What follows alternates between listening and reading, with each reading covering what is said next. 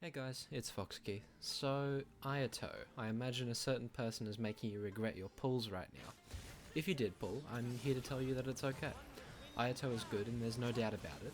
If you don't like him, then I recommend you either spend more time in the testing chamber or wait for some YouTubers to review him, like me. I do recommend the latter one more, to be honest. You're never going to get to know if you like the playstyle of the newest character if you just watch how big their numbers get. Anyway, I told you I'd console you, so let's get into it. So I'll say it again, there's no question that Ayato is good, but he's more of a consistent damage dealer, not someone like Hutao or Ganyu hitting hundreds and thousands of reaction-based damage per hit. You'll see me farming the new domain here, which is really fun for me, by the way. The enemy composition is nice, but these rotations within this team feel like they unlock Ayato's damage without too much expense.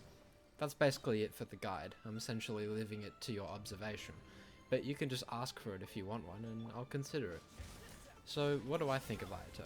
Well, he was one of the characters I attempted to avoid the leaks for, and historically that never turned out well. Toma. But he actually came out of the development tubes pretty good. He does good damage, but feels more versatile in roles to play over someone like Tataglio, who also works really well with Yunjin due to his nature of low but rapid multipliers. Now I like Child a lot, but he doesn't feel like he properly consolidates the role of a DPS unit, since most of his damage is conditional.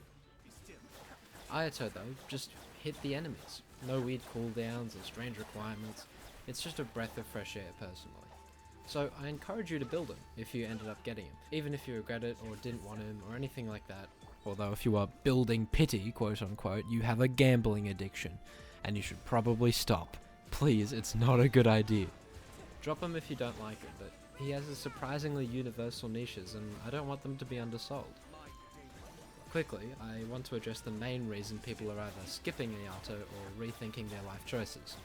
You ruined me. But yeah, without getting into too much detail, Yellen seems pretty strong, but this video isn't about her. I'm mainly just bringing her up because I think she'll actually work fairly well with Ayato to do consistent Hydro damage. So if you can, do try to get both. You might have to compromise on weapons and stuff, but what's new, right? Talking to you free-to-play players.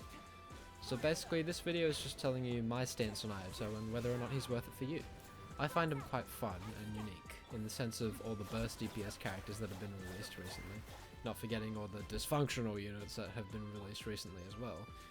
Pull from him if you want more Hydra characters that actually deal damage over simply just enabling only, or if your account is already set for high level content like the Abyss. Well, that's all for now. Have a good life, everyone.